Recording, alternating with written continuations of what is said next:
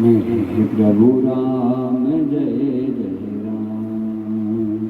श्री भागवत भगवान की है आरती। पापियों को पाप से है तारती। हे अमर जगत मोक्ति पर हे पंचम वेद निराला। नव ज्योति जगाने वाला। हरि नाम यही हरि ध्यान यही जग के मंगल की आरती। पापियों को पाप से है तारती। श्री भागवत भगवान की है आरती। पापियों को पाप से है तारती।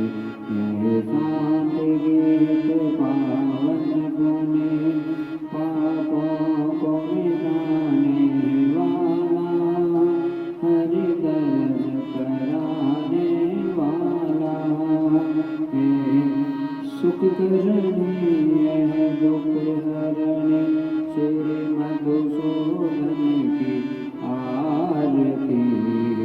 पापियों को पाप से है तारती। श्री भागवत भगवान की है आरती। पापियों को पाप से है तारती। ये मधुर बोल नवपद को सतमार्ग बताने वाला। बिगड़ी को बनाने वाला। हे मधुर बोल नवपद को सतमार्ग बताने वाला। बिगड़ी को बनाने वाला। श्री राम यही घनश्याम यही प्रभु की महिमा की आरती। पापियों को पाप से है तारती। श्री भागवत भगवान की है आरती।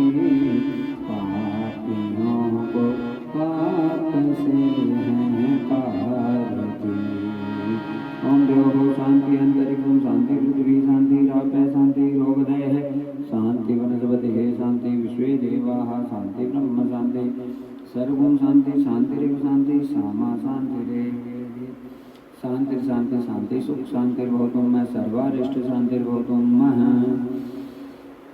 ओम जगनेन जगमे जन्ति देवास्तानि धर्माणि प्रथमान्यासन्नते नागं महिमानः ससन्ति यत्र पूर्वे साध्याः सन्ति देवां हरि ओम राजाधिराजाय प्रशेषाय नमो व्योमाय विश्वनाय गुरुनाय समय कामाय कामकामाय व्योमाय कामेश्वरो विश्वनो ददातो कुबेराय विश्वनाय महाराजाधिपते नमः।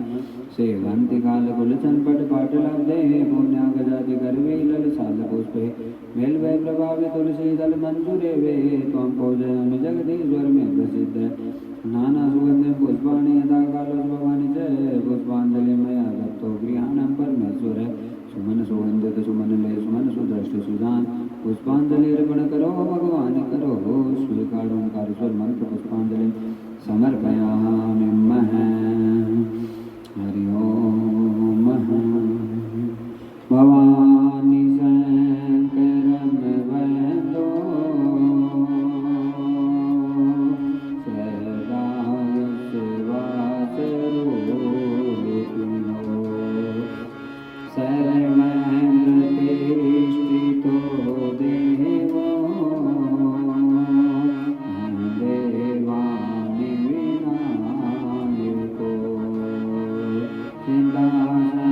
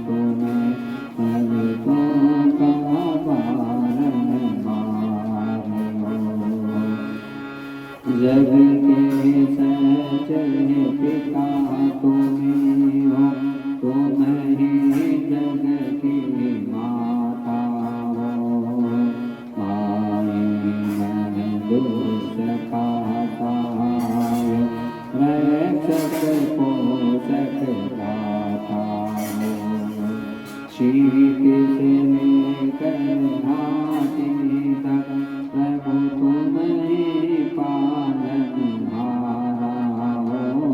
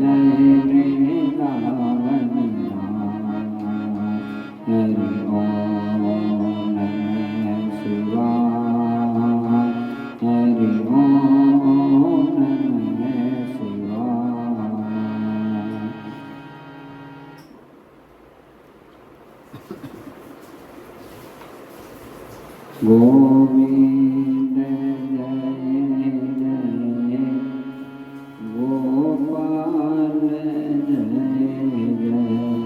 गोविंद जय जय गोपाल जय जय राधा रमण हरि गोविंद जय जय राधा रमण हरि गोविंद जय जय गोविंद बोलो हरि गोपाल बोलो गोविंद बोलो हरि गोपाल बोलो राधा रमण हरि गोविंद बोलो राधा रमण हरि गोविंद बोलो गोविंद जय जय गोपाल जय जय गोविंद जय जय गोपाल जय जय राधा रमण हरि गोविंद जय जय राधा रमण हरि गोविंद जय जय हरे राम राम राम ओ सीता राम राम राम हरे राम राम राम ओ सीता राम राम राम ओ सीता राम राम राम सीता राम राम राम ओ सीता राम राम राम ओ सीता राम राम राम हरे राम राम राम सीता राम राम राम ओ हरे राम राम राम ओ सीता राम राम राम ओ सीता राम राम राम सीता राम राम राम ओ सीता राम राम राम सीता राम राम राम ओ हरे राम राम राम सीता राम राम राम हरे राम राम राम ओ सीता राम राम राम बोलो भक्तवत्सल भगवान की जय सद्गुरुदेव भगवान की जय भागवत भगवान की जय परम परमानंद की बेला भक्तजनों ओमकार ईश्वर और ब्रह्म परमपिता परमेश्वर भगवान श्री जगदीश की बहुत बड़ी अनुकंपा और आज श्री राधा रानी माँ भगवती जगदम्बा का साक्षात बड़ा कृपा प्रसाद उसी का परिणाम है कि हम जो निरंतर सत्संग की धारा है श्रीमद् भागवत उस राम कथा के प्रवचनों में प्रवेश करने जा रहे हैं। अब जितनी देर आज्ञा होती है ठाकुर जी की उतनी देर हम कथा के प्रसंगों में चर्चा करेंगे। सर्वप्रथम वैदिक वांग्मय के सर्वोच्च सदग्रंथ और भगवान की साक्षात वांग्मय प्रतिमूर्ति श्रीमद् भागवत जी को प्रणाम करते हुए रामचरितमानस जी को प्रणाम करते हुए आज से शारदीय नवरात्रि प्रारंभ है। माँ जगदम्बा श्री राधा रानी भगवती के चरणों में कोटि कोटि प्रणाम करते हुए और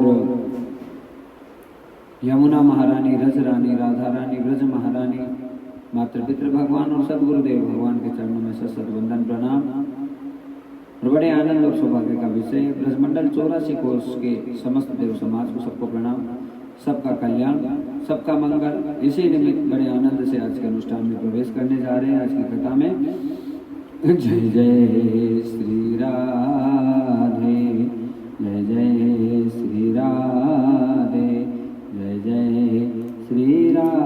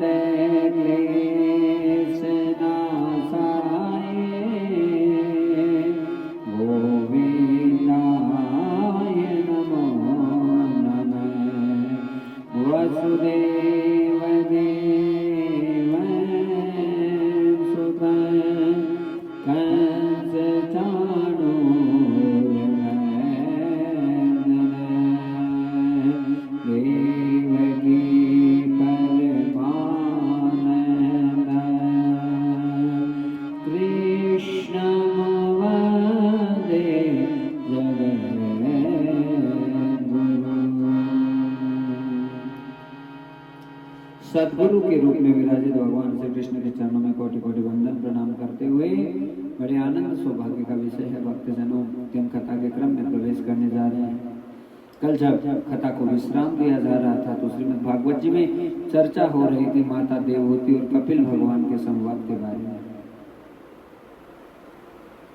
बड़ी सुंदर बातें कपिल भगवान के द्वारा बताई गई है। और कल जब विश्राम दिया जा रहा था तो समय अष्टांग योग की चर्चा हो रही थी। यम नियम आसन प्राणायाम प्रत्याहार धारणा ध्यान और समाधि। वासुदेवं सर्वमिति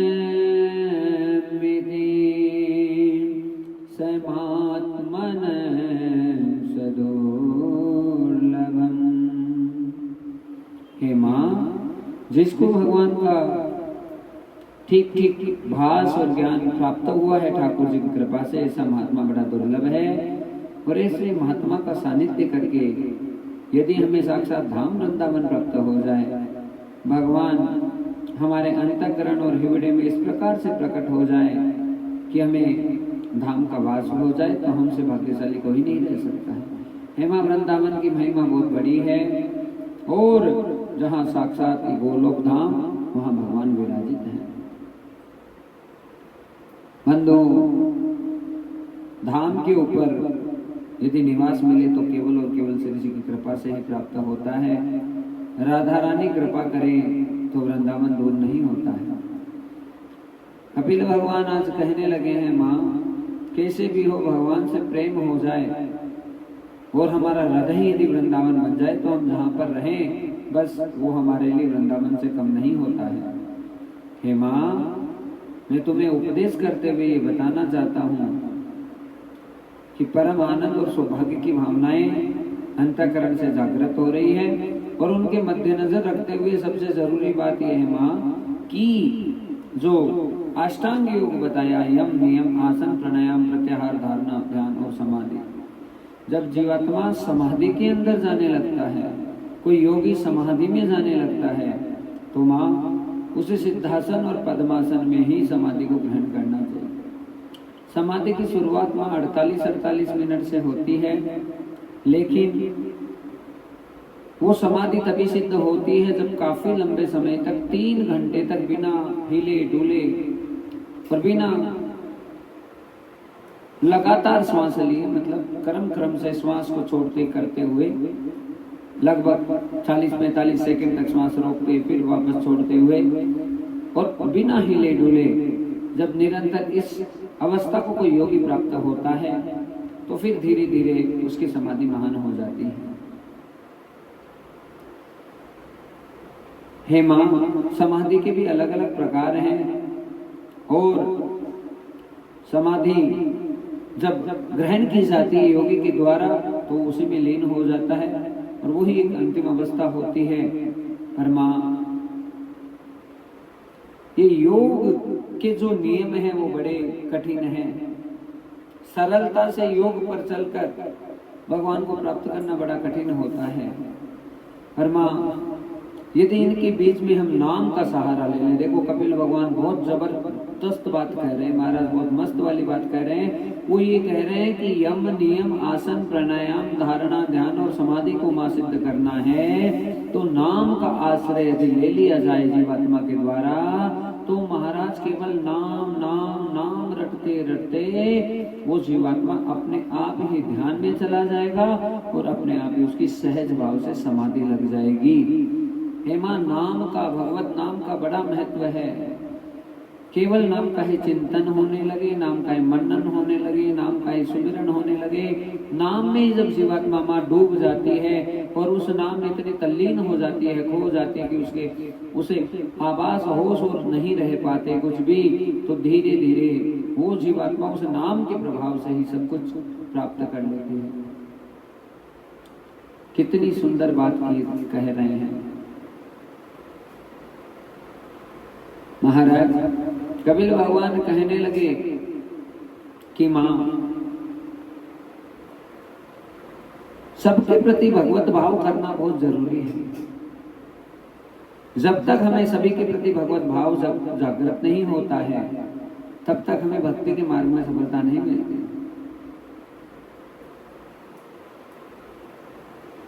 मां नाम जो है एक ऐसा आश्रय है। और दूसरी बात कि सब में भगवत भाव की भावना और दृष्टि हमारी ऐसी बनने लगे और निरंतर हमारा यदि नाम जाप चलने लगे तो हमारे सारे साधन सिद्ध होने में ज्यादा समय नहीं लगता है। पर मां नाम निरंतर लेना जरूरी है और नाम लंबे समय तक लेना जरूरी है। ये नहीं कि थोड़ी देर के लिए अभ्यास किया फिर अभ्यास को छोड़ दिया, मां उससे कभी काम नहीं बनेगा। यदि एक बार जो भगवत नाम हमें हमारे जीव के ऊपर आ गया है और वो हमें रस प्रदान करने लगा है तो उसी भगवत नाम का हमें निरंतर उच्चारण करते रहना चाहिए। और बस उसी भगवत नाम का प्रभाव होगा, मां की जीवात्मा समाधि में अपने आप ही चला जाएगा, अपने आप ध्यान में चला जाएगा, अपने आप समाधि में चला जाएगा। हे मां, एक साधक की स्थिति एक शराबी की तरह हो जानी चाहिए, जो किसी नाली में भी गिर जाए तो उसे होश आभास नहीं रहता है। और जीवात्मा जब निरंतर भजन करता है तो उसका जो ये मल विक्षेप आवरण से बना हुआ जो शरीर है वो अपने आप नष्ट हो जाता है और उसे दिव्य शरीर की प्राप्ति हो जाती है। और देखते देखते उसका शरीर बड़ा महान हो जाता है। और जब उसे दिव्य शरीर की प्राप्ति हो जाती है तो मां केवल उसके जीवन में एक ही बचता है, ना ध्याता रहेगा ना ध्यान रहेगा, केवल ध्येय रहेगा और ध्येय परमात्मा है। और मां बस जब एक ही तत्व बच जाए, हाँ, जीव नहीं माया नहीं, नहीं ब्रह्म नहीं काल, जीव नहीं माया नहीं, नहीं ब्रह्म नहीं काल, अपने बेसुध नाम एक रहो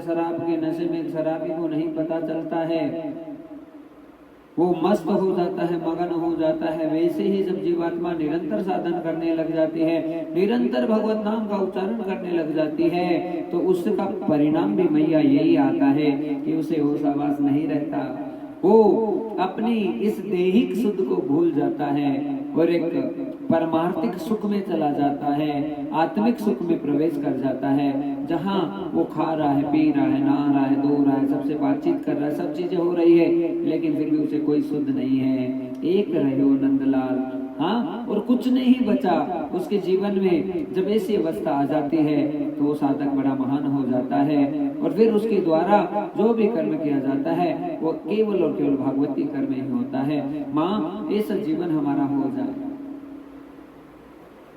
हे मैया, नशा भी यदि जीवन में करना है तो केवल भगवत नाम का करना चाहिए। और माँ, ऐसी अवस्था जिसको प्राप्त हो जाती है उसका जीवन बड़ा धन्य हो जाता है। नव योगेश्वरों की कथा में भक्तजनों बहुत सुंदर वर्णन आता है कि नव योगेश्वर कहते हैं कि जिस प्रकार से एक भूखा प्राणी रहता है और अचानक उसे भोजन नजर आ जाता है और भोजन के एक एक टुक को जब ग्रहण करता है तो उसे तृप्ति होने लगती है, उसी प्रकार से जब हम नाम का आश्रय ले लेते हैं, एक एक एक नाम से हम बड़े से बड़े पाप को विमोचित करने लग जाते हैं। और उस पहले किए हुए पापों को जब हम एक एक राधा नाम से, एक एक कृष्ण नाम से, एक एक राम नाम से, एक एक शिव नाम से जब नष्ट करते हैं तो धीरे धीरे देखते अवस्था ऐसी आ जाती है कि हमारे सारे पाप नष्ट हो जाते हैं और हम पवित्रता की तरफ बढ़ जाते हैं। पर ये जो प्रसंग है वो यही संदेश दे रहा है कि ये क्रिया हमें निरंतर करने की आवश्यकता है। लंबे समय तक जो भगवत नाम का आश्रय लेकर रखता है और करता ही जाता है अपने साधन को, और जो कभी भी पीछे हटे ना, चाहे विपत्ति आए, चाहे परेशानी आए, चाहे संकट आए, लेकिन जो भगवत नाम का आश्रय लेकर निरंतर ही उस नाम के आश्रय में ही डूबा रहता है, तो कितनी भयंकर तरीके से अहिल्या फंस गई थी। हाँ, गौतम ऋषि ने परित्याग कर दिया था उसका, क्योंकि इंद्र ने उसके साथ में गलत किया, लेकिन उस बेचारी अहिल्या का कोई दोष नहीं था, उसे नहीं पता था कि उसके साथ क्या हो गया। पर महाराज फिर भी केवल राम जी का आश्रय लिया और केवल चरण रज की धूल राम जी की पड़ी और उसके बाद में तर गई, पर अहिल्या ने रास्ता नहीं छोड़ा। भक्त जनों, हमें भी यही सीखना है। हम महा से महापापी हो गए हैं, हम महा से महापतित हो गए हैं हमारे कर्मों के कारण, और हमारे कुछ स्थिति और विपरीत परिस्थितियों के कारण से हमारा भी कर्म बिगड़ गया है। लेकिन कितना ही कर्म बिगड़ गया, आश्रय यदि भगवान का ले रखा है तो एक दिन पार हो जाएंगे। हे माँ, भगवत नाम के आश्रय से दुनिया में ऐसा कोई कार्य नहीं है जो असंभव हो सकता है। लोचन निज पत जंत्रित है, काहि प्राण के ही बात। हाँ, हनुमान जी कहते हैं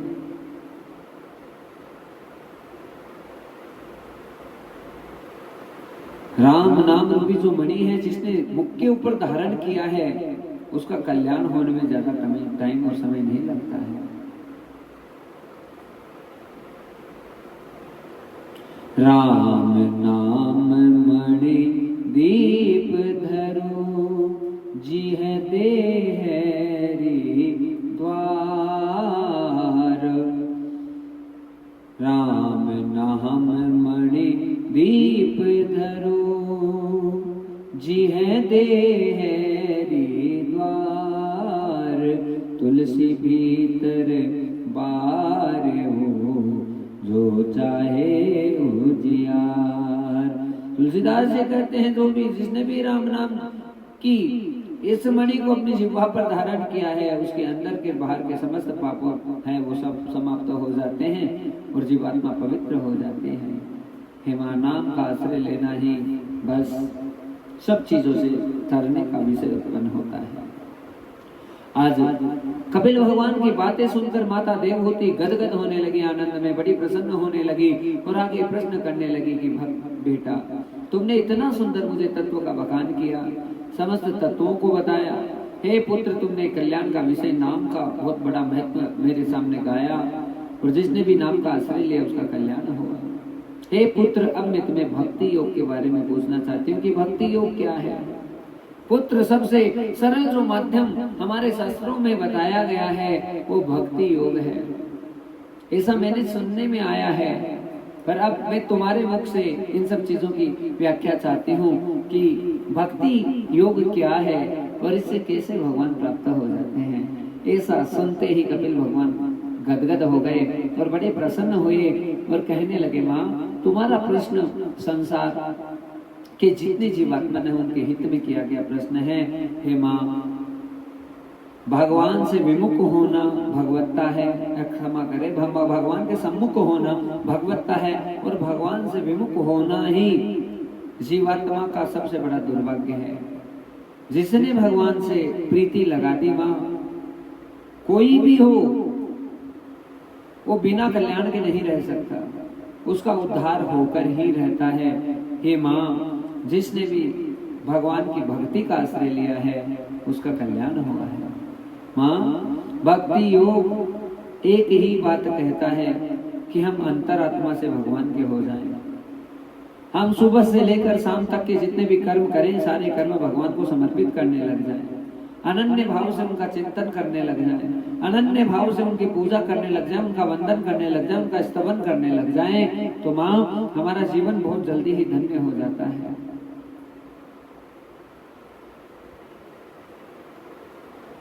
हे माँ, भगवान की भक्ति करने का मतलब केवल ज्योत जलाना, अगरबत्ती जलाना, दीपक जलाना ही नहीं है। हे माँ, भक्ति का मतलब होता है कि हम उनके ऊपर आसक्त हो गए और भय के साथ में हो गए। भय मतलब भय नहीं, भय मतलब कि उनके अंदर हमने हमारी पूरी भावना कर ली, उनमें हम चले गए। अपने चित्त को उनके चित्त में जोड़ना ही भक्ति है, अपने चित्त को परमात्मा में जोड़ना ही भक्ति है। और मां, इस भक्ति के साधन को पुष्ट करने के लिए सबसे पहले भगवान के विग्रह से प्रेम करना चाहिए। कितना सुंदर बोल रहे हैं कपिल भगवान। भगवान के विग्रह का अर्चन करना, वंदन करना, स्मरण करना, स्मरण करना, पूजन करना, ये प्रारंभ कर देना चाहिए। और भक्तजनों, बहुत जल्दी भगवान से प्रेम करने का सबसे बड़ा माध्यम यही है कि भगवान से के विग्रह से प्रेम करना प्रारंभ कर दे। जो ठाकुर जी का विग्रह आपने घर पे स्थापित किया है, नहीं किया है तो जल्दी से जल्दी कर लें। यदि आप वैष्णव हैं, सनातन धर्मी हैं, भगवान राम और कृष्ण की मर्यादा और मान्यताओं को मानते हैं, तो जल्दी से जल्दी भगवान के विग्रह को अपने घर पे स्थापित करें और विग्रह को स्थापित करके उनसे प्रेम करना चाहिए। हे माँ, जिस प्रकार से हम अपने पुत्र से प्रेम करते हैं, बस वैसा ही प्रेम हमें गोपाल जी को देना चाहिए। और प्रिया प्रियतम के स्वरूप में यदि हमने विग्रह को स्थापित किया है माँ, तो हमें प्रेम भाव को प्रकाशित करने वाले प्रिया प्रियतम को उन्हें उन्हीं भाव से जो है उनकी सेवा करनी चाहिए। हम राम का विग्रह स्थापित करें, हम श्री कृष्ण का विग्रह स्थापित करें, तो उनमें मूर्ति की भावना माँ कभी नहीं करेंगे और उनमें एक ही भावना करें कि साक्षात है। भक्तजनों, प्रेम को बढ़ाने का सबसे बड़ा माध्यम है विग्रह का पूजन करना। हे माँ, या तो विग्रह की सेवा लेनी चाहिए या नाम की सेवा लेनी चाहिए, और दोनों सेवा साथ में बन जाए तो उस जीवात्मा का जीवन धन्य हो जाता है माँ। नाम की सेवा सबसे बड़ी सेवा है माँ। जिसने भगवत नाम की सेवा ले ली कि मैं 8 घंटा, 10 घंटा, 15 घंटा, 20 घंटा भगवत नाम का उच्चारण करूंगा, तो भगवान सहज में आ जाते हैं, उनको बुलाना ही नहीं पड़ता। नाम में माँ इतनी ताकत है कि जब जीवात्मा पुकारता है तो पता ही नहीं चलता कब ठाकुर जी आ जाते हैं। हे माँ, जब विग्रह को स्थापित करें तो उसके बाद में बैठ कर खूब भगवान का कीर्तन करना चाहिए ऊंचे स्वर में। नाम संकीर्तन मयस्य सर्व पाप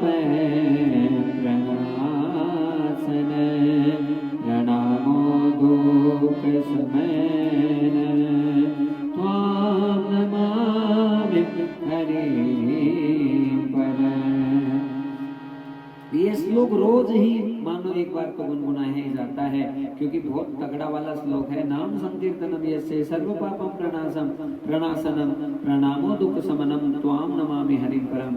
जिसने भी नाम का आश्रय लिया है, ऊंचे ऊंचे स्वर में जो कीर्तन करता है, जिसका गला आरूढ़ हो जाए, गले के भी शुद्ध बुद्ध नहीं रहे, हाँ, और ऐसी हालत हो जाए, चिल्ला चिल्ला कर जो भगवान के नाम का उच्चारण करता है माँ, उसके पास में ठाकुर जी बहुत जल्दी प्रसन्न होकर आ जाते हैं, उसके हृदय में प्रकट हो जाते हैं। हे माँ, जिस प्रकार से अग्नि और काष्ठ अलग अलग रहते हैं, लेकिन जब काष्ठ अग्नि का संग करती है तो अग्नि और काष्ठ का जब संग होता है तो अग्नि उस काष्ठ को भी जलाकर भस्म कर देती है। इसी प्रकार से मैया, जब हम और जो जीवात्मा है परमात्मा का संग करती है तो उसकी जितनी बुराइयां हैं वो भस्म हो जाती है और उसका स्थूल शरीर भस्म होकर उसे एक दिव्य शरीर प्राप्त हो जाता है। हाँ, जब उसका संग किया जाता है। माँ, संगति का ही जीवन में सबसे बड़ा प्रभाव है। साधु की संगति करना, उनके विचारों को सुनना, उनकी भावनाओं को सुनना और उसी में लीन रहना ही सबसे बड़ा साधन बन जाता है माँ। और बहुत जल्दी भगवत प्राप्ति के सारे साधन सिद्ध हो जाते हैं जब किसी संत महापुरुष से हमारा प्रेम हो जाता है। हे माँ, तभी जाकर सारी स्थितियां प्राप्त होती है।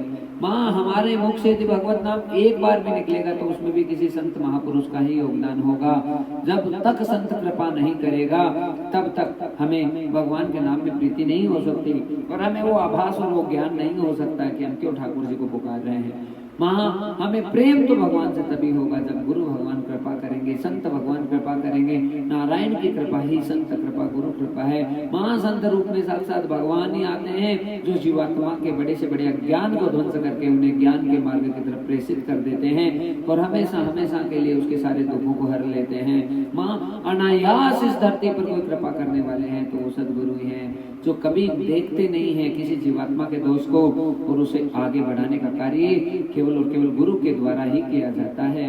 हे माँ, नाम संकीर्तन जब चिल्ला चिल्ला कर लेते हैं, कितने महापुरुष वृंदावन धाम में, कितने महाराज जिनकी गिनती नहीं है। श्री चैतन्य महाप्रभु 22-22 घंटा भगवान को हरे राम राम राम हरे हरे, हरे कृष्ण कृष्ण कृष्ण हरे हरे। हम जितना चिल्ला चिल्ला कर भगवान को पुकारेंगे उतना ही हमारे भला होने का समय आ जाएगा भक्तजनों। आज कपिल भगवान यही उपदेश कर रहे हैं कि मां नाम संकीर्तन का बहुत बड़ा महत्व है और गला ही नहीं रुक जाए तब तक तो चिल्लाते ही जाना चाहिए कि बस जोर जोर से इस भाव से भगवान को पुकारे।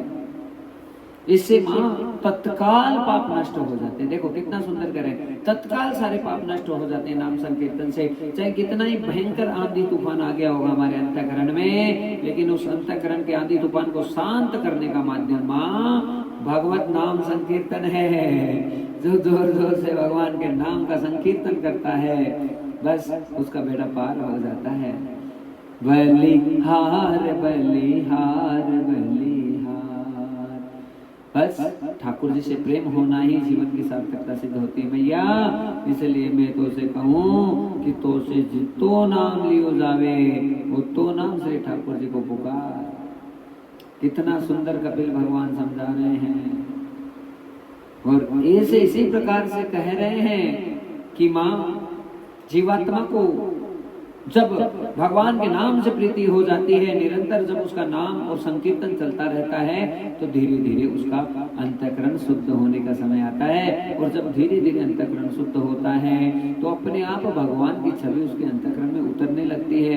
कभी हाँ रोना आता है, कभी चिल्लाना आता है, कभी पुकारना आता है। और जब ऐसी अवस्था में जीवात्मा चली जाती है निरंतर निरंतर तो भगवान की झांकी उसके हृदय में ही प्रकट होने लग जाती है। और झांकी जब हृदय में प्रकट होने लग जाती है तो बस अब सारा काम बनने वाला है, क्योंकि भगवान हृदय में प्रवेश कर चुके हैं।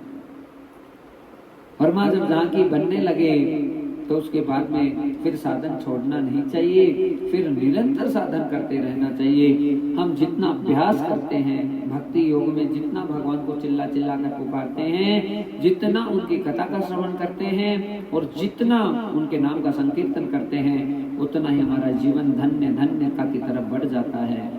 हे माँ, भगवान का ना तो पार है ना उनकी कृपा का पार है, ना तो उनकी कृपा कभी रुक सकती है कि लो होल्ड हो गई, नहीं, और ना भगवान का कोई पार है। इसलिए वो अनंत है और हरि की कथाएं भी अनंत है माँ, इसलिए निरंतर हमें कथाओं का श्रवण करते रहना चाहिए। बहुत सुंदर माता देवभूति को सारे उपदेश कर रहे हैं और उपदेश करते करते कहने लगे कि हे मैया, सहसा आनंद अंतःकरण में अपने आप प्रकट होता है जब केवल भगवान का आश्रय ले लिया जाए। तो जीवात्मा है वो धीरे धीरे धीरे धीरे बहुत अद्भुत वाले आनंद में प्रवेश कर जाएगी। वो एक बार जिसको भगवान की भक्ति का चस्का लग गया, भगवान के भजन का चस्का लग गया, उसके जन्म जन्म बीत जाएंगे माँ, लेकिन भगवान से उसकी प्रीति कभी भी कम नहीं हो सकती है। कितना सुंदर कपिल भगवान कह रहे हैं।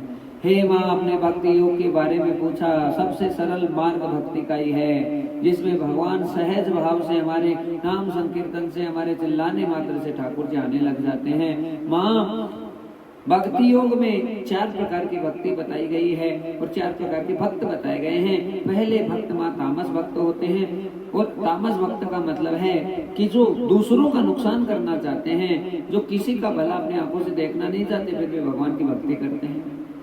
जो गलत गलत खान पान करते हैं, गलत गलत चरित्र करते हैं और सारे गलत काम भी करते जाते हैं और भगवान का भजन भी करते हैं, ऐसे भक्त तामस भक्त होते हैं। हे माँ, ये काल किसी का भी नहीं है, काल केवल और केवल बुराई की प्रतीक्षा करता रहता है।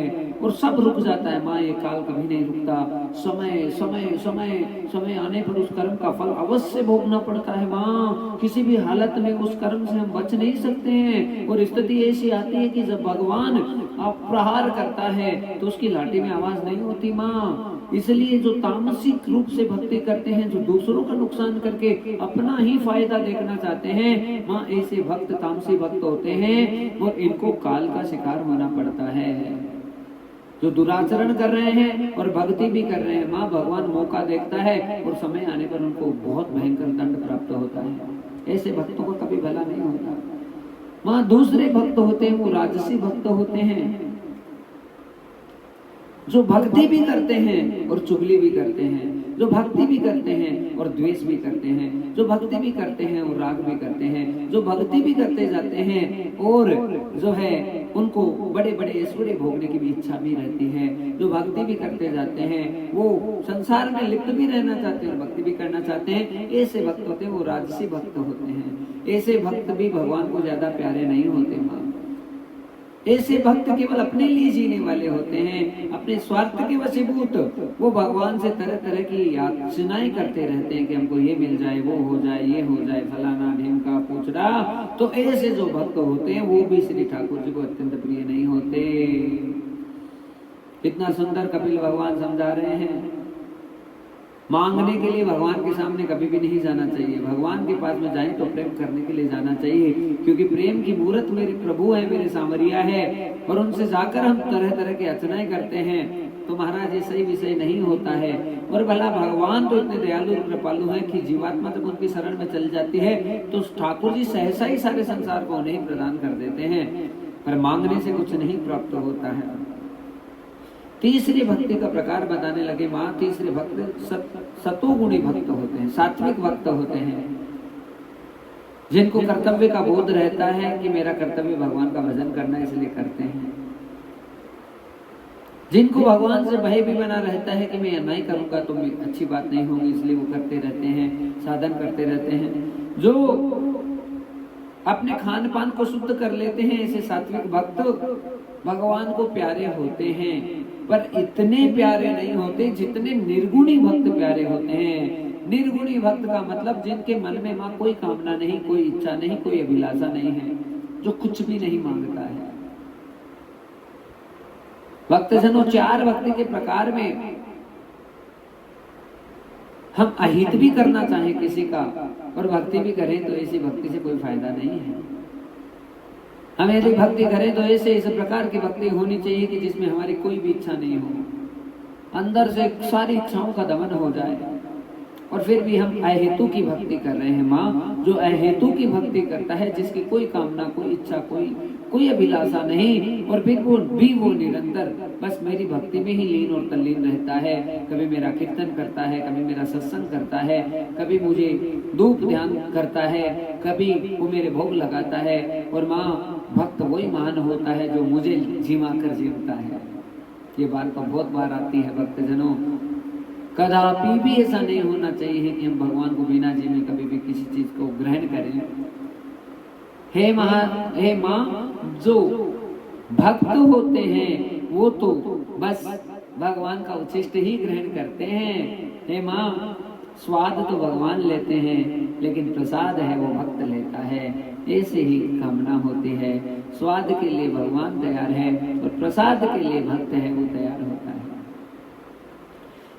और उसको हर स्थिति में जो मिल जाए, जैसा मिल जाए, उससे वो प्रसन्न हो जाए। कभी किसी भी चीज की इच्छा ना करे, कोई कामना नहीं करे, और जो मिले बस उसमें प्रसन्न रह के भगवान को भोग लगाकर जो ऐसे प्रसाद को ग्रहण कर लेता है माँ, उसका जीवन धन्य धन्य हो जाता है। भगवान कहते हैं माँ कि ऐसे भक्त से ही मैं ज्यादा रिझ जाता हूँ, जो केवल और केवल इस आश्रय से कि बस मुझे ठाकुर जी को जिमाना है, मुझे खुद को ग्रहण करना है।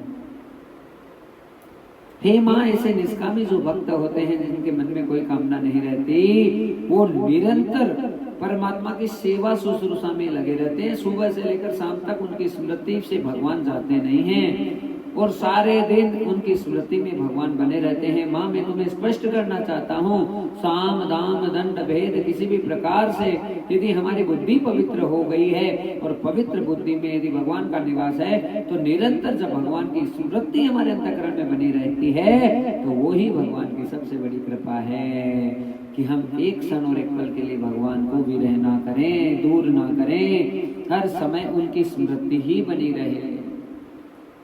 कंस ने चाहे भयवश ही भगवान को भजा होगा, लेकिन स्मृति में उसके भी भगवान थे, इसलिए उसका उद्धार भी हो गया।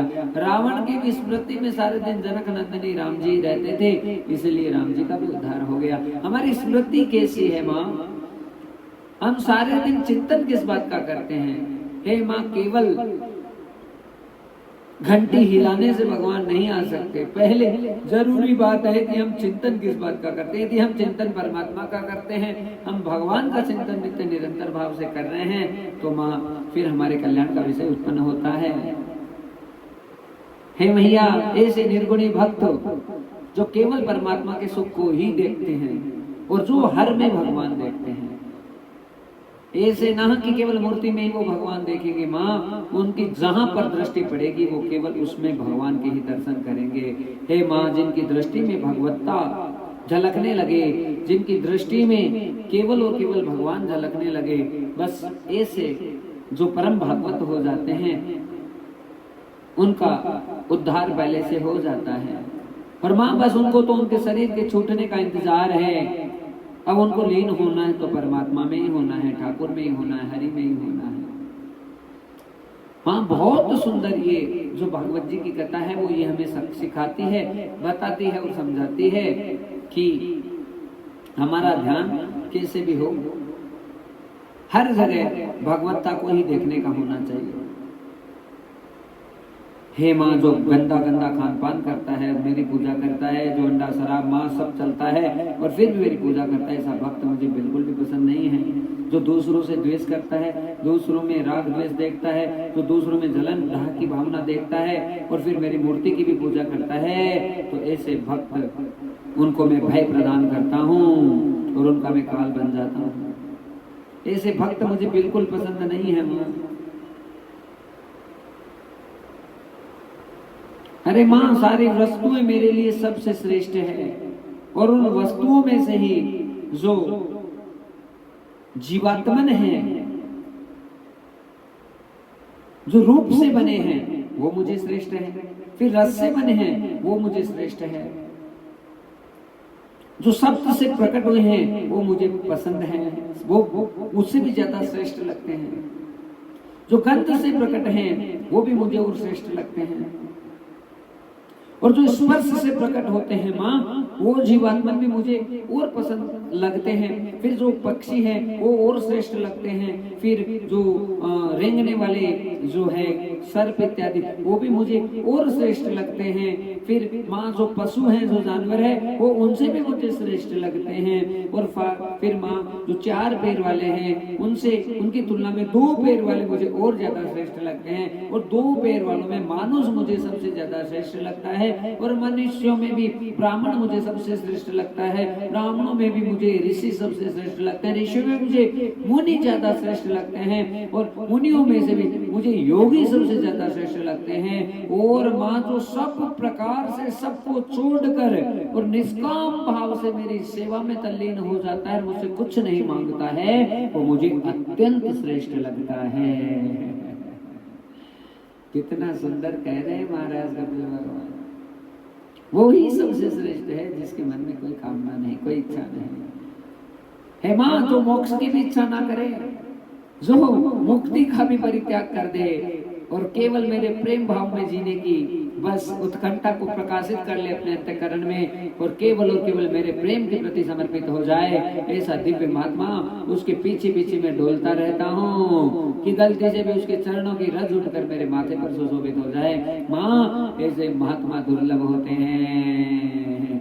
प्रवचन कहाँ से शुरू हुआ? वासुदेवम सर्वमितिम स महात्मानम स दुर्लभम। और वही बात आज कपिल भगवान कह रहे हैं कि माँ, ऐसे महात्मा बड़े दुर्लभ होते हैं जो बस प्रभु के लिए समर्पित हो जाते हैं। जो भक्तों का हित करते हैं, संतों का हित करते हैं, वो मुझे सबसे प्रिय होते हैं। और जो किसी से द्वेष करता है, राग करता है, हाँ, ईर्ष्या की भावना रखता है, निर्मत्सरता की भावना रखता है, माँ वो उसे सपने में भी मुझे प्यारा नहीं लगता। चाहे वो कितनी मेरी पूजा करे, चाहे वो सुबह से लेकर शाम तक मेरा नाम जाप करे, लेकिन उसके मन में जहाँ जलन है, डाह है, ईर्ष्या है, हाँ, मत्सरता का दोष भरा है, ऐसे भक्त मुझे सपने में भी अच्छे नहीं लगते हैं। मोहि कपट छल छिद्र भावा, निर्मल मन जन सो मोहि पावा।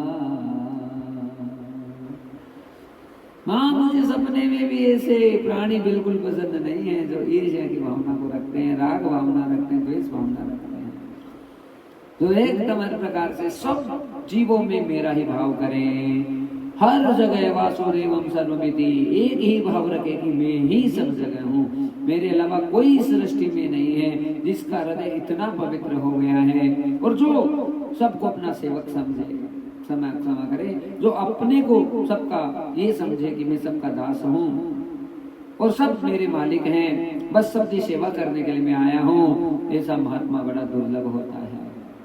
जो प्रत्येक जीवात्मा में मेरे ही रूप को प्रकाशित करता है, मुझे ही देखता है, मुझे ही बचता है, ऐसा महात्मा मुझे दुर्लभ, और ऐसा महात्मा दुर्लभ है, ऐसा महात्मा मुझे बहुत प्यारा लगता है। सुंदर सुंदर उपदेश कपिल भगवान दे रहे हैं, कह रहे हैं महाजीवात्मा की बहुत बुरी अवस्थाएं होती है। माता के गर्भ में जब जीवात्मा आती है तो धीरे धीरे धीरे धीरे 3 महीने में तो पूरा बालक है उसका निर्माण हो जाता है, फिर 6 महीना, फिर 9 महीना माँ के गर्भ से बाहर आता है, और गर्भ के अंदर रहता है तो भगवान को बार बार कहता है कि नाथ आप इस गंदगी से, इस नरक की योनि से मुझे बाहर निकाल दीजिए। हे माँ, वो जीवात्मा तड़पती है, अंदर बिलकती है, और माता खट्टा खाती है तो खट्टा उसे महसूस होता है, मीठा खाती है तो मीठा महसूस होता है, चरपरा खाती है तो वो उस बालक को जलाता है अंदर से, भयंकर अम्लीय पदार्थों के कारण से वो अंदर जलता रहता है, और वो अंदर भगवान का भजन करता है, पर बाहर आते ही मेरी माया उसे ग्रसित कर लेती है, और मेरी माया का प्रभाव इतना भारी होता है कि वो देखते देखते संसारी बन जाता है। और माँ जो बहुत ज्यादा भोगों में आसक्त हो जाते हैं, बस मैं उन्हीं की प्रतीक्षा करता हूँ, वही मेरे काल का शिकार हो जाते हैं। और जो भोगों में आसक्त नहीं होते हैं, जिनको किसी भी वस्तु, व्यक्ति और स्थिति में कोई आसक्ति नहीं है किसी से भी, वो मेरा अनन्य प्रेमी बन जाता है।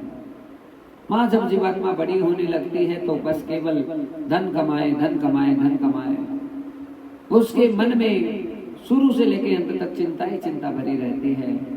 बेटे का ब्याह कब होगा, ये क्या होगा, वो कब होगा, वो कब होगा, ये कब होगा, इन फालतू चीजों के चिंता के अंदर ही उसका पूरा बालपना तो उसका मोह में चला जाता है, और जो यौवन अवस्था है उसकी ये टेंशन और चिंता करते करते उसे पता ही नहीं चलता है कि माँ का बूढ़ापा आ गया। हे माँ, चिंता करना ही सबसे बुरी अवस्था है कि हम इतना संसार का सोच करते हैं। माँ सबसे बड़ा उपदेश ये है, हाँ, बेटी किसकी, वो भी भगवान की है, बेटा किसका है, वो भी भगवान का है, सब संसार किसका है, वो भी भगवान का है। अरे परिवार के कर्तव्य का निर्वहन भगवान को समर्पित करते हुए करो, सब चीजें आपकी है तो मुझे क्यों चिंता है। नरसिंह जी क्या कहते थे बार बार, ये नानी भाई तेरी, ये मायरा तेरा, ये सब कुछ तेरा, तो मुझे क्या टेंशन है, तुम्हें करना है करना, करना है मत कर। भक्त ऐसे ही बात करते हैं भगवान से, तुमको बनाना है बना दे, ना बनाना है मत बना, लाज जाएगी तो तेरी जाएगी, मेरा क्या जाता है, अच्छा होगा तो ठीक है, बुरा होगा तो ठीक है। अरे प्रभु, इतने धोखे खा लिए संसार में, इतने माथे पीट लिए हमने कि अब हमें कोई फर्क नहीं पड़ता, अब हमें कौन सी बदनामी होगी ना, या कौन सा बुरा होगा। मेरा भाई भी क्या कहती थी कि अब किससे हमें डर है और भय है, हाँ, सब कुछ निकल गया है, अब चाहे बुरा हो अच्छा हो हमें कोई फर्क नहीं पड़ता। आशिक हम है तेरे, आके गले लगाओ, दिलदार मेरे प्रियतम, दिलदार मेरे प्रियतम, मुझको अपना बनाओ। अब हमें कौन सी चीज की चिंता रहे। और मां जीवात्मा केवल टेंशन में जी के अपने पूरे शरीर का विनाश कर लेता है। सारे दिन ये करना वो करना फलाना ढीकड़ा, और केवल संसार को बढ़ाने के लिए गाड़ी आ जाए, बंगला आ जाए, ये हो जाए वो हो जाए, और इसके चक्कर में अपने पूरे जीवन को बर्बाद कर लेती है। अरे माँ मस्त रहना, जो भगवान को प्रसाद जिमा कर जिम लेता है और जो जैसा उसको मिलता है प्राप्त हो जाता है उसमें तो खुश हो जाता है। माँ ऐसा ही महात्मा मुझे सबसे प्यारा हो जाता है। माँ कभी इस चीज का विचार नहीं करना चाहिए कि क्या होगा, अब बुरा होगा भला होगा, क्या होगा क्या नहीं होगा। माँ जो प्रसाद भगवत्ता से हमको प्राप्त हुआ है बस उसमें हमें प्रसन्न हो जाना चाहिए। महाराज कपिल भगवान बहुत सुंदरता के साथ में बातें कह रहे हैं कि हे माँ, जब वो जीव बाहर आता है धरती पर तो तरह तरह के टेंशन और परेशानी में चला जाता है, क्योंकि वो माया से बद्ध हो जाता है। मैं और मेरा, मैं तो ये सोचता है कि मैं हूँ, मैं कर रहा हूँ सब कुछ, हाँ सब कुछ मेरे द्वारा ही किया जा रहा है, और मेरा ये परिवार वाले, ये घर वाले, और ये बंधुजन, ये मित्रजन, ये नातेदार, ये रिश्तेदार, ये सब मेरे हैं, और बस ये मैं और मेरी बन के चक्कर में ही उसकी बर्बादी हो जाती है और वो बंधन में बन जाता है। माँ किसी भी स्थिति और अवस्था में आदमी रहे, लेकिन किसी के ऊपर जब आसक्त नहीं होता है तो फिर वो विजय श्री को प्राप्त हो जाता है। यही सबसे बड़ी बात है भक्तजनों। हमें संसार में आए हैं भाई, व्यवहार तो सबसे करना ही पड़ेगा। दिस इज आवर ऑब्लिगेशन, ये हमारी सबसे बड़ी मजबूरी है। यदि हम व्यवहार ना करें तो संसार कैसे चलेगा। लेकिन व्यवहार हम चाहे कैसे भी किसी से कुशल करें, लेकिन हमें किसी पर आसक्त नहीं होना है। इनके बिना हम जी नहीं सकते, इनके बिना रह नहीं सकते। यदि आसक्ति हमारी दूर दूर तक किसी के प्रति नहीं है तो हम जीत जाएंगे, पर यदि गुरु और भगवान के प्रति हम जितने आसक्त होंगे उतने हम आगे बढ़ते जाएंगे। अरे गुरु के प्रति आसक्त हो जाइए, आपका कहीं पे गलत नहीं होगा। हाँ गुरु कौन है? भगवान ही है। गुरु शरीर नहीं है, शरीर पर आसक्त नहीं होना, उस गुरु तत्व के ऊपर आसक्त हो जाएगा। हाँ शरीर पर आसक्त होंगे तो गुरु जी के भी लेने के देने पड़ जाएंगे महाराज। शरीर पर नहीं, जो हमें उपदेश करता है, जो हमें बनाता है, जो हमारा निर्माण करता है, जो हमें अंतःकरण तक पवित्रता प्रदान करता है, जो हमें आत्मीयता प्रदान करता है, जो हमें तन्मयता प्रदान करता है, जो हमें परमात्मा के आनंद से रूबरू कराता है, ऐसा सद्गुरु, उससे हमें अनंत अनन्य अनन्य प्रेम होना चाहिए माँ। क्योंकि गुरु रूप में वो नारायण ही आता है, कोई नहीं आता है। हे माँ, जब जीवात्मा तरह तरह के टेंशन में चली जाती है तो बुढ़ापा बहुत जल्दी उसे घेर लेता है, और बुढ़ापा ही सबसे खतरनाक अवस्था का नाम होता है माँ। वहीं से वो जीवात्मा बड़ी बड़ी परेशानियों में चली जाती है जब बुढ़ापा उसे घेरता है। बुढ़ापे में उसे ना खाने का आवास रहता है, ना सोने का, ना नींद आती है, ना भोजन चलता है। पूरी उम्र बस वो ये ऐसे कह के बिताता है, अरे भजन तो कर लेंगे, अरे भजन तो कर लेंगे, अभी तो उम्र पड़ी है, अभी तो भजन कर लेंगे। लेकिन जब बुढ़ापा आ जाता है तो फिर भजन हो नहीं पाता है, और फिर वो जोर जोर से चिल्लाता है, रोता है, व्याकुल होता है। लेकिन मरते मरते भी उसकी जो आसक्ति है वो संसार में ही पड़ी रहती है।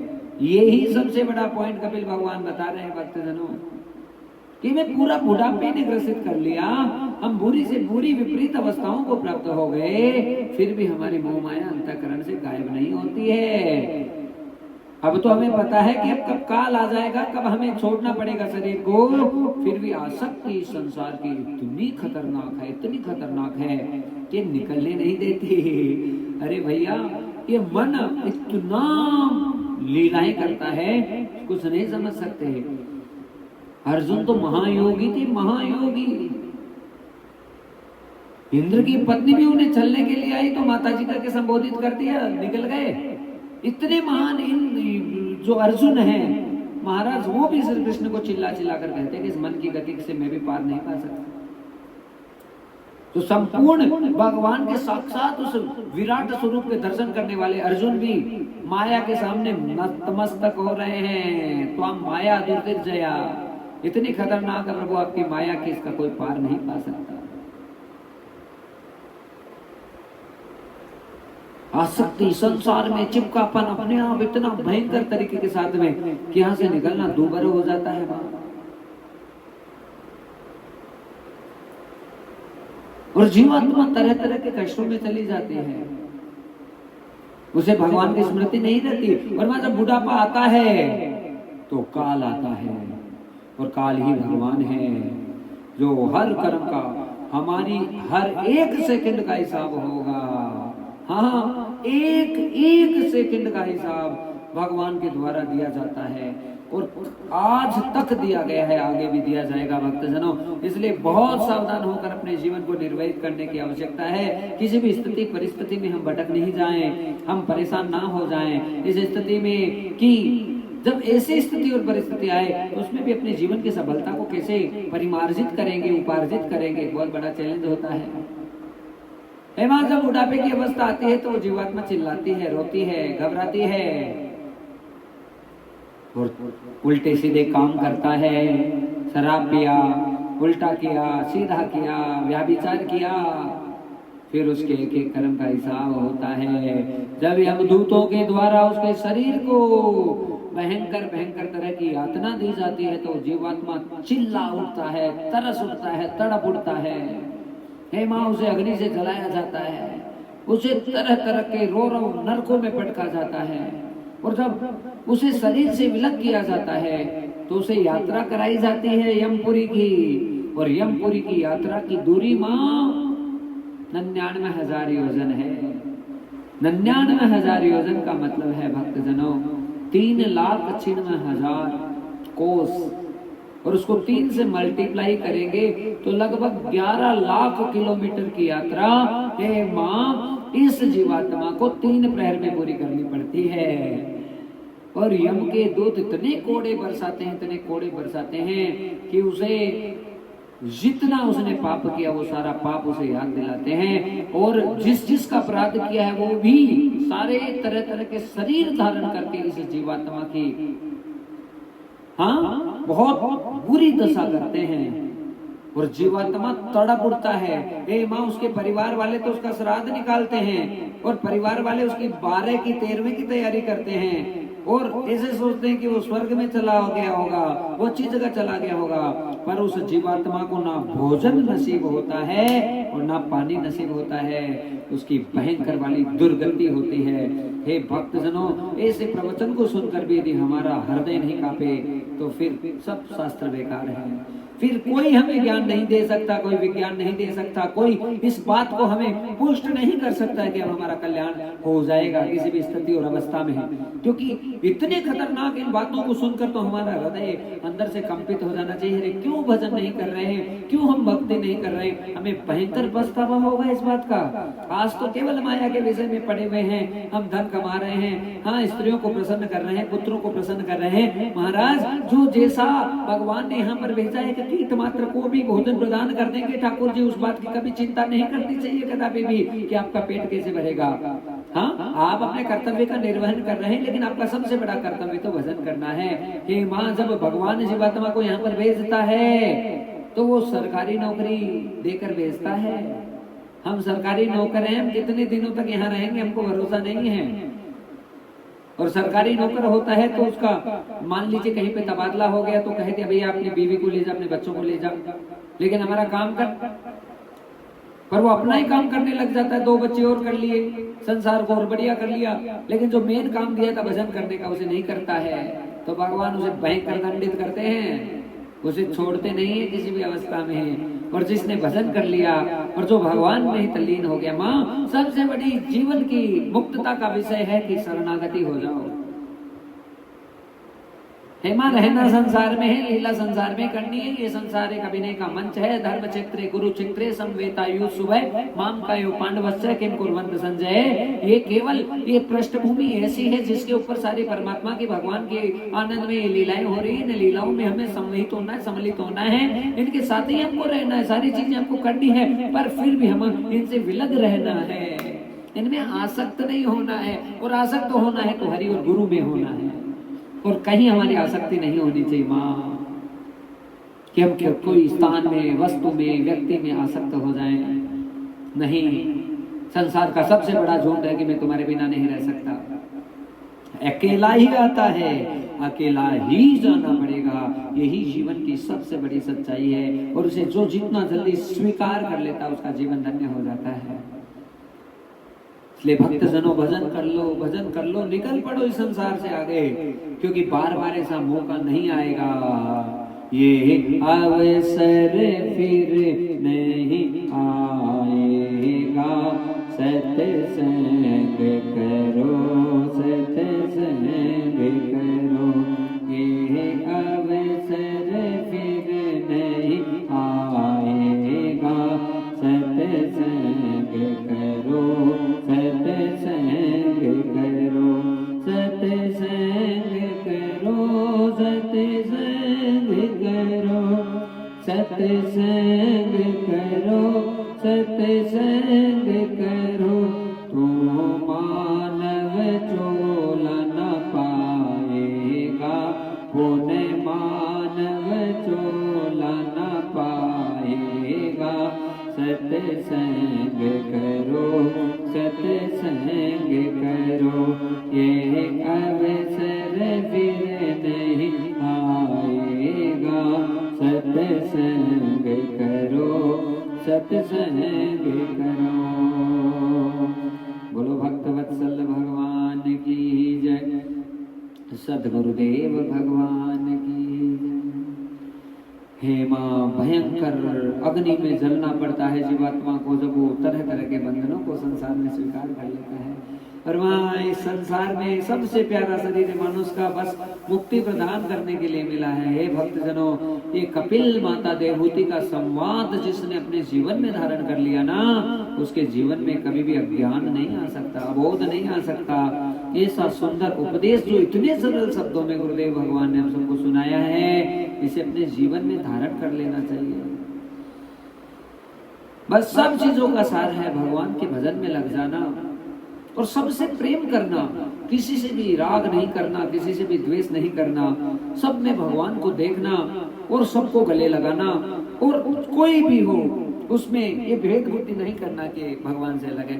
हे माँ, जो सब में मुझे ही देखता है, हर जगह उसकी दृष्टि, उसकी नजर यही हो कि ये भगवान ही है। तो बस हाँ, महान गुरु एकनाथ जी महाराज जिन्होंने 4 धाम की यात्रा की और रामेश्वरम में जल चढ़ाने जा रहे थे, पैदल जा रहे थे महाराज, हजारों हजारों किलोमीटर की यात्रा पैदल करके रामेश्वरम धाम में जल चढ़ाने जा रहे थे। रास्ते में 3 किलोमीटर ही बचा था कि रामेश्वरम धाम आने वाला। भगवान शंकर ही गधे का रूप बनाकर आ गया और ऐसे दृश्य उत्पन्न कर दिया। देखो ध्यान से सुनना, भगवान परीक्षा लेने जरूर आएगा। जब भी तुम्हारे जीवन में ठाकुर जी आएगा तो वो तरह तरह की परीक्षाएं लेगा कि तुम कितने सच्चे हो, तुम कितने सटीक हो, तुम कितने निष्ठ हो अपने गुरु के प्रति, तुम कितना सम्मान और मान किसी का कर सकते हो। हे माँ, इतना सा भी हम किसी को दुख देते हैं तो बदले में हमें 1000 गुना दुख ही प्राप्त होता है। और हम यदि किसी के जीवन में, सबके जीवन में फूल और पुष्प ही बिछाने की कवायद रखते हैं तो माँ हमारा जीवन इतना महान हो जाता है जिसके बारे में हम कल्पना नहीं कर सकते। तो एकनाथ जी ने जब गधे को तड़पते हुए देखा तो यही सोचा मेरे शंकर भगवान ही तड़प रहे, वहीं पे उस जल को चढ़ा दिया और वहीं शंकर जी साक्षात प्रकट हो गए। उनको वहीं दर्शन दे दिए रामेश्वरम के रूप में साक्षात। वासुदेवम सर्वमिति, आज यहीं से प्रसंग सारा शुरू हुआ भक्तजनों। हाँ, और समात्मनम च दुर्लभम, ऐसा महात्मा दुर्लभ होता है जिसके अंदर साक्षात वासुदेव का ही दर्शन होता है। और वासुदेव के दर्शन का मतलब जिसने समस्त संसार की आसक्तियों को त्याग कर दिया है, जो आसक्त नहीं है, व्यवहार सबसे कर रहा है, जो किसी भी बंधन में नहीं बंध सकता है, वो मुक्त है। और ऐसा मुक्त महात्मा करोड़ों करोड़ों लोगों का कल्याण और उद्धार करता है और सारे लोगों को तर्यंती से लोकांतर्यंती यथा मूलम से, सारे बड़े बड़े लोगों को तारता हुआ आगे भगवत भाव की तरफ बढ़ जाता है। हे माँ, ये इतना सुंदर उपदेश आज मैंने तुमको सुनाया है। इन सब चीजों पर मंथन और विचार करना। माँ, आगे तुम्हारे क्या क्या प्रश्न हैं और जो तुम्हारे प्रश्न हैं उनका समाधान अब मैं कल करूंगा। बोलो ठाकुर जी महाराज की जय। आज हम मानस जी में ज्यादा प्रवेश नहीं कर पाएंगे भक्तजनों कि आज अति समय का भाव हो रहा है, पर कुछ मानस जी के श्लोकों को हम दोहराते हैं और फिर हम कथा को विश्राम करते हैं। पैर ही सर से नर मैंने भाई पैर हाँ सोचा था राम जी का विवाह करा देंगे, लेकिन योग नहीं आ रहा है, ये अति व्यस्तता हो रही है, उसके कारण से जितना आज प्रसाद मिल रहा है उसे हम ग्रहण करें। वो महाराज बड़ा सुंदर पैर ही सर से डर मैंने भाई पैर ही सर से डर मैंने भाई पर पीड़ा सन माही मेरे पीड़ा सन माही दर में ना दूसर सहते समाना दर में ना दूसर सहते समाना आगम निगम पुराण बखाना आगम निगम पुराण बखाना हरि व्यापक सर्वत्र समाना हरि व्यापक सर्वत्र समाना प्रेम प्रगट होई में जाना प्रेम प्रगट होई में जाना कलियुग केवल नाम आधारा कलियुग केवल नाम आधारा सुमिर सुमिर नर उतर पारा सुमिर सुमिर नर उतर पारा कौन काहू सुख दुख के दाता कौन काहू सुख दुख के दाता सुख दुख के दाता निज कृत धर्म भोग सुनु त्राता निज कृत कर्म भोग सुनु त्राता सक नाथ सकल संपदा तुम्हारी नाथ सकल संपदा तुम्हारी में सेवक समेत सुत नारी में सेवक समेत सुत नारी राम हूँ केवल प्रेम प्यारा राम हूँ केवल प्रेम प्यारा राम हो केवल प्रेम प्यारा राम हो केवल प्रेम प्यारा सुमिरे सुमिरे नर उतरे ही पारा राम हो केवल प्रेम प्यारा आगम निगम पुराण बखाना श्री राम जय जय राम श्री राम जय जय राम भक्तवत्सल भगवान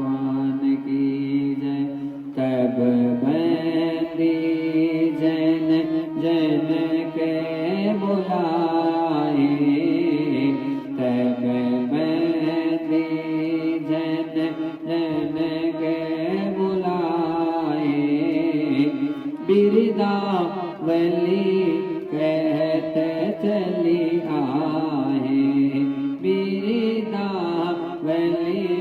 कहते चली आए, कह पूजाई कह भूपन मोरा, कह पूजाई कह भूपन मोरा, चले बाट हर सुन तोरा, चले बाट हर सुन तोरा, श्री राम जय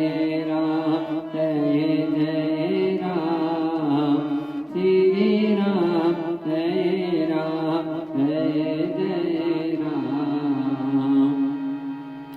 जनक नंदनी का प्रवेश हो रहा है और अपने बंदीजनों को आज जनक जी ने बुलाया है और उनको कह दिया कि बिरदावली काका सुनाई है कि मेरी सभा का क्यों आयोजन किया है और क्यों सीता जी का स्वयंवर हो रहा है, क्यों हो रहा है, कैसे हो रहा है, सारी बातें अब नृप के कहने से जैसे ही नृप ने बोला तो आज बड़े प्रसन्न हो गए सारे भाट जितने थे।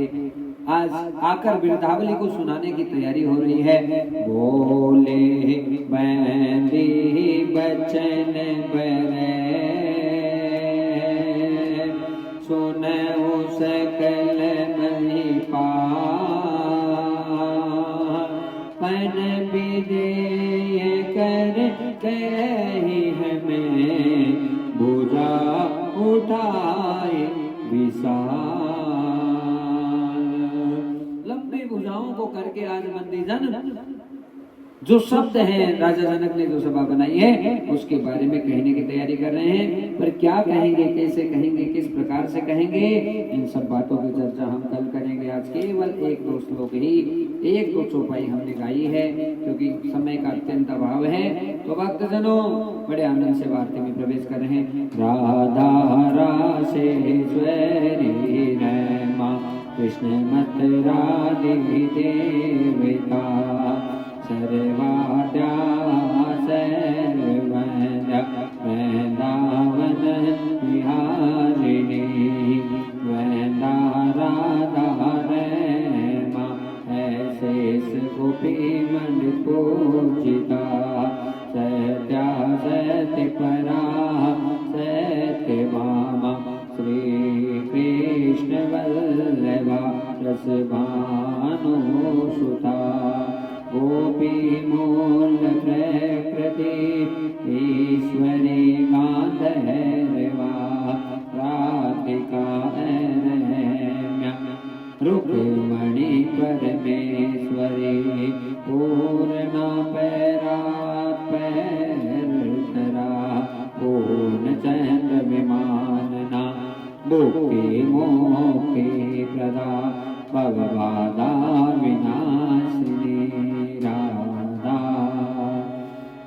आरती श्री रामायण जी की, कीरति कलित ललित जय बेगी, आवत ब्रह्मादिक मुनि नारद, पावन विज्ञान विशारद, सुगजन गादि जय सारद, करणी पवन सुत कीरति नेगी, आरती श्री रामायण जी की, गावत वेद पुराण अष्टदश, सहस्र सब ग्रंथन घोर, मुनि जन धन जन को सर्व कार अंत समत सब ही, आरती श्री रामायण जी की, गावत संतत सब भवानी, हरुगट संभव मुनि विज्ञानी, व्यास आदि कवि बहज बखानी, आगम सोड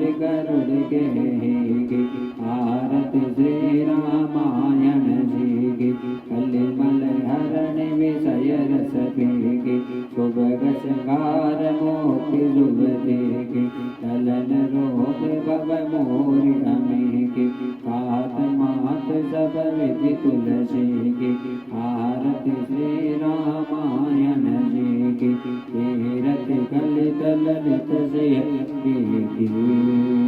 बोल भक्त वत्सल भगवान की जय।